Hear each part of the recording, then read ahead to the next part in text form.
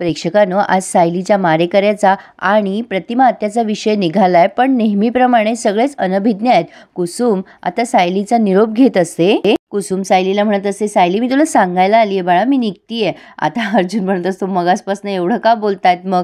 कुसुम म्हणते, मी सायलीशी बोलते आहे ना. अर्जुन म्हणतो, कंटिन्यू कंटिन्यू. कुसुम म्हणते, सायली आराम कर, काळजी घे आणि काही लागलं तर मला फोन कर. सायली म्हणते, तू हॉस्पिटलला आलीस ना कुसुमताई, खूप आधार वाटला ग, बरं वाटलं मला. पण काय ग, माझ्यावर हल्ला झाला हे तुला कसं कळलं? कुसुम म्हणते, तुझ्या खोट्या नवऱ्याने ना मला वेळेत कळवलं, ते माझं नशीब. त्याचा फोन आला आणि पायाखालची जमीनच सरकली ग. कशी बशी निघाले आणि त्यात दुष्काळात 13वा महिना की काय, माझ्या रिक्षाचा पण अपघात झाला बघ. सायली म्हणते, काय गो, तुला कुठे लागलं वेगळं तर नाही ना? कुसुम म्हणते, नाही ग, मला काहीच झालं नाही, पण एका बाईला रिक्षेची धडक लागली, तिला खूप लागलं होतं ग हाताला. तसंच मी तिला हॉस्पिटलमध्ये आणलं, मलमपट्टी करण्यासाठी नर्सच्या ताब्यात दिलं आणि मग तुझ्याकडे धावत आले बघ. सायली विचारते, कोण होत्या त्या बाई? आता या कुसुमताई म्हणतात, कळलंच नाही ग, कोण होत्या त्या बाई? अगं, मलमपट्टी झाल्यावर त्या निघून गेल्या आणि डोक्यावरनं त्यांनी ओढणी घेतली होती, त्यांचा अर्धा चेहरानं झाकलेला होता. तुला सांगू का सायली, माझ्यासमोर तेव्हा देव जरी आला असता ना, तरी त्याला नाव पत्ता काहीच विचारलं नसतं. मी त्याला म्हटलं असतं, थांब रे बाबा, मला माझ्या सायलीला बघू दे आधी. सायली म्हणते, तुम्ही सगळे माझ्यावर एवढं प्रेम करताना म्हणूनच मी लवकर बरी झाली आहे. आता अर्जुन म्हणतो, हा अजून बऱ्या नाही झाल्यात तुम्ही, लगेच उड्या मारायला लागू नका.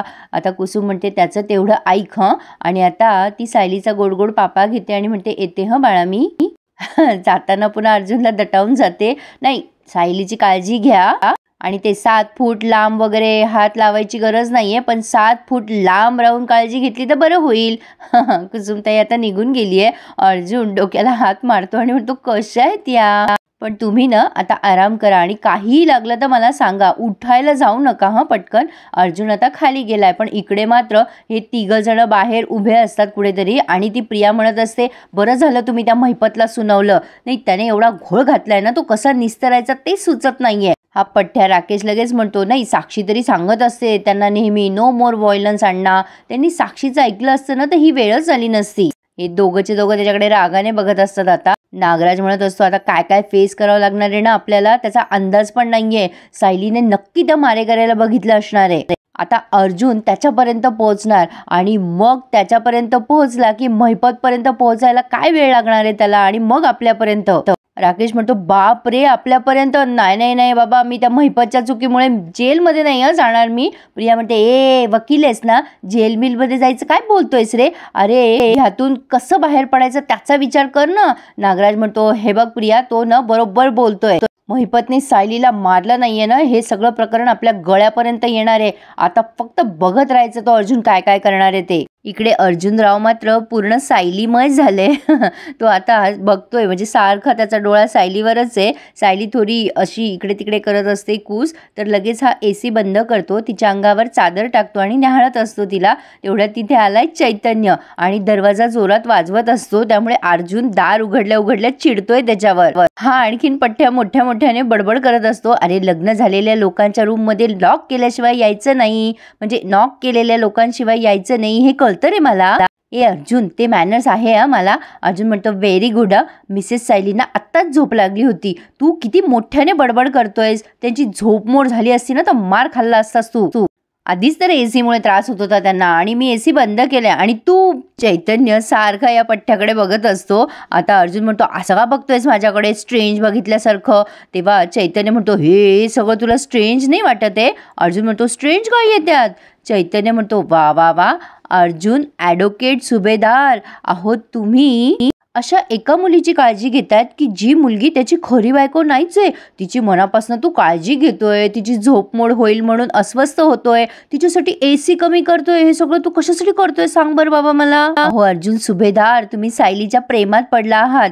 आता अर्जुन म्हणतो, व्हॉट, तू वेडा झालायस का, डोकं फिरलंय का तुझं? चैतन्य म्हणतो, अजिबात नाही, नो डाऊट, मला अजिबात डाऊट नाहीये, मी तुला अगदी चांगलं ओळखतो, तू सपशेल ना सायलीच्या प्रेमात पडलायस आणि हे पॉझिटिव्ह बदल जे तुझ्यात घडले ना ते फक्त प्रेमात पडल्यामुळे झाले.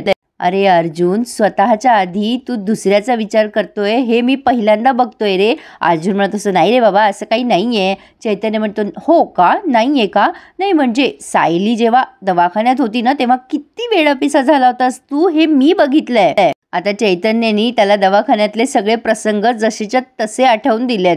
चैतन्य म्हणत असतो, अरे त्या सिस्टरने सांगितलं मला की तू सायलीला कसं उचलून घेऊन आला होता दवाखान्यात. हे एवढं सगळं कोण करतं? प्रेमात पडलेला माणूसच ना. नाही नाही नाही, ते तर जाऊच दे. नाही, सायलीची कंडिशन वाईट होत होती तेव्हा काय जीव वर खाली होत होता तुझा. अरे अर्जुन, अरे कधी देवाजवळ हात जोडत नाहीस रे तू. आणि त्या दिवशी लिटरली भीक मागत होतास सायलीसाठी देवाजवळ उभं राहून.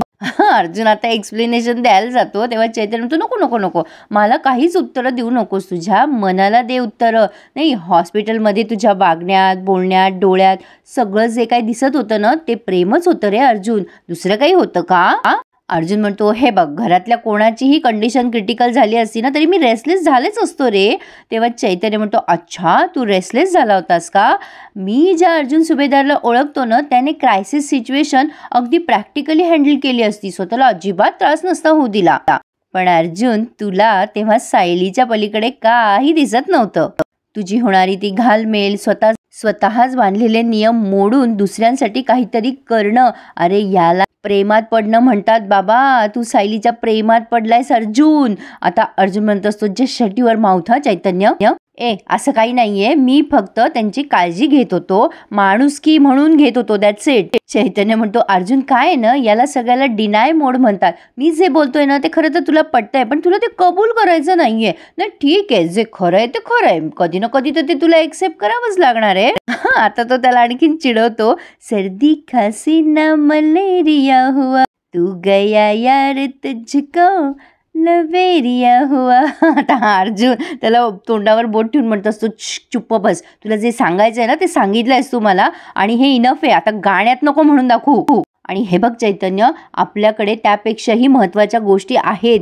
आता आधी आपल्याला मिसेस सायलींवर कोणी हल्ला केला हे आधी शोधून काढायचंय. हा मिसेस सायली का म्हणत असतो, मला बोलायला पण अवघड जातं, ते डायरेक्ट सायली म्हणायचं ना. असो, पण आता अर्जुन म्हणतो, ह्यांच्यावर का हल्ला झाला, त्यांनी कोणाचं काय बिघडवलं हे आपल्याला आधी शोधायला हवं. पोलीस केस तर फाईल झालीच आहे, पण जोपर्यंत मी त्या हल्लेखोराला जेलमध्ये टाकत नाही ना तोपर्यंत मी गप्पा बसणार नाहीये. पण इकडे रविराज सुद्धा रेस्टलेस झालेले आहेत. अर्जुनच्या शब्दात सांगायचं झालं तर ते सारखे सायलीचाच विचार करत असतात. त्यांच्या मनाला कदाचित असं वाटत असावं की आपलं मन इतकं का ओढ घेतंय त्या सायलीकडे. तसं काही ऐकवलं नाहीये प्रेक्षकांनो, बट मी त्यांचे हावभाव टिपलेत. तर आता तेवढ्यात तिथे प्रिया येते आणि म्हणते, बाबा येऊ का मी? तेव्हा रविराज म्हणतात, अगं ये ना बाळा, काय म्हणतेस, सहजच आली आहेस ना. प्रिया लगेच त्यांच्या मांडीवर डोकं टेकवते आणि म्हणते, बाबा तुमच्या मांडीवर डोकं ठेवावंसं वाटतंय ना म्हणून आली आहे. खूप अस्वस्थ व्हायला होतंय हो बाबा मला.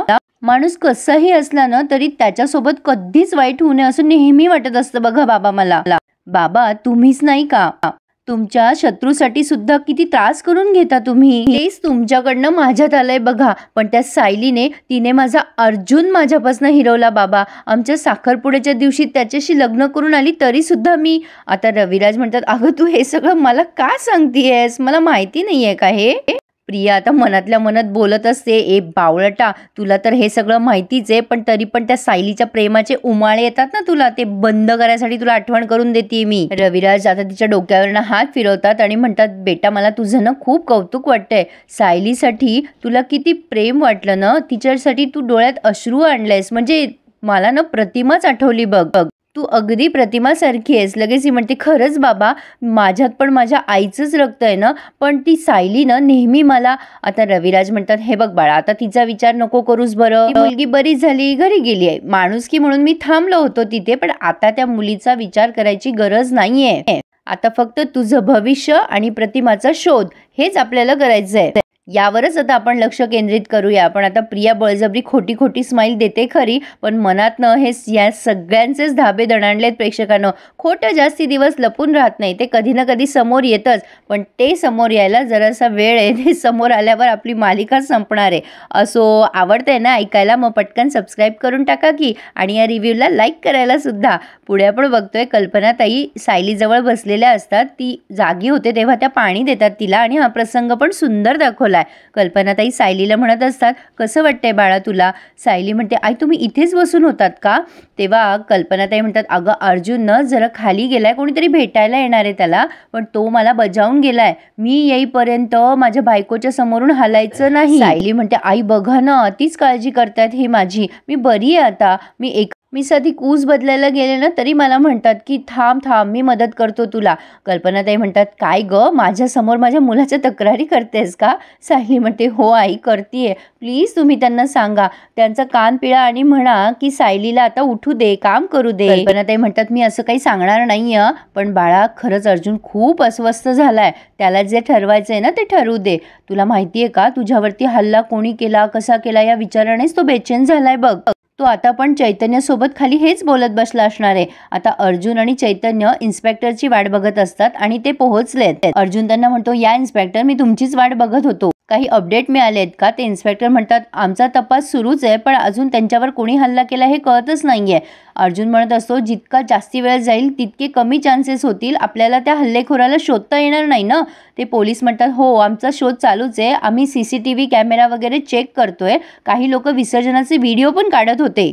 त्या फुटेजमध्ये काही मिळतंय का? आम्ही बघतोय. आता अर्जुन म्हणतो, चिडतो त्यांच्यावर आणि म्हणतो, तुम्ही असे किती फुटेज बघणार आहेत? विसर्जनाला आलेली माणसं तरी कुठे कुठे शोधणार आहात तुम्ही? तुम्हाला कळतंय का तेवढा वेळ नाहीये आपल्याकडे. जोपर्यंत तो हल्लेखोर सापडणार नाही ना तोपर्यंत माझ्या बायकोच्या जीवाला धोका आहे. तो पुन्हा अटॅक करणार नाही कशावरून? तोपर्यंत काय मी बघत बसायचंय का? चैतन्य त्याला म्हणत असतो, जरा शांत हो रे अर्जुन. अर्जुन म्हणतो, ते मला काही माहिती नाहीये. तुम्ही तुमच्या सगळ्या माणसांना कामाला लावा आणि आजच्या आज मला अपडेट द्या. चैतन्य म्हणत असतो, सॉरी तुम्ही त्याची मनस्थिती समजून घ्या. अर्जुन आणखीन चिडत असतो, अटॅक होऊन किती दिवस झाले, अजून तुम्हाला हल्लेखोराला सापडता नाही आलाय. इन्स्पेक्टर म्हणतात, हे बघा हल्ल्याचं कारण तुम्ही नोंदवलं नाहीये, त्यामुळे जरा वेळ लागणार ना हल्लेखोराला शोधायला, पण आम्ही प्रयत्न करतोय, लवकरच तुम्हाला कळवू. एवढं बोलून ते इन्स्पेक्टर निघून गेलेत. पण आता चैतन्य म्हणतो, तू जरा शांत होशील का अर्जुन? ते त्यांच्या प्रोसिजर प्रमाणेच काम करताय. हे बघ तू आधी सायली जवळ जाऊन बस बरं, तू चिडचिड नको करूस, मी निघतोय आता. अर्जुन त्याला ठीक आहे असं म्हणतोय, पण कल्पनाताई इकडे सायलीला सांगत असतात, तू हॉस्पिटलमध्ये होतीस ना तेव्हा कसे दिवस काढले आम्ही, आमचं आम्हालाच माहिती बघ. अगं तुझ्यासाठी रक्त मिळवताना एवढे हाल झाले विचारूच नकोस बाई. पण एक अनोळखी बाईनं देवासारखी धावून आली आणि तिने तुला रक्त दिलं. सायली म्हणते, आई त्या बाईने माझा जीव वाचवला का?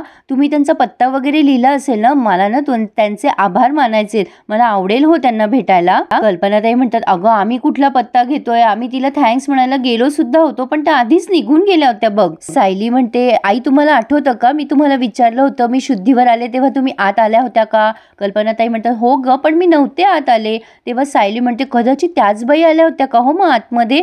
त्यांनी ना माझ्या डोक्यावरून हात फिरवला ना तेव्हा मला एक वेगळाच ओलावा जाणवला, म्हणजे अर्धवट आठवतंय मला नीट शुद्ध नव्हती आली. त्यांच्या स्पर्शात ना एक वेगळाच मायेचा ओलावा होता. असं वाटत होतं की आई सांगतीये मला, उठ बाळा, जागी हो, बरी हो. त्या तर परक्या कोणीतरी होत्या ना आई. आता कल्पनाताई म्हणतात, कधी कधी परकी माणसं ना आपली बनून धावून येतात बघ, तीही अशी. आम्ही सगळेजण तर हातपाय गाळून बसलो होतो. अगं सायली तुला काही झालं असतं तर आम्ही काय केलं असतं? तेवढ्यात अर्जुन पण तिथे पोहोचलाय. आता सायली म्हणत असते, आई मला कसं काय काही झालं असतं? तुम्ही सगळे ढाल बनून माझ्या पुढ्यात उभे होतात ना. तर आता सायली पुढे म्हणते की मी तुमची कोणीही लागत नाही, तरी किती प्रेम करता तुम्ही माझ्यावर.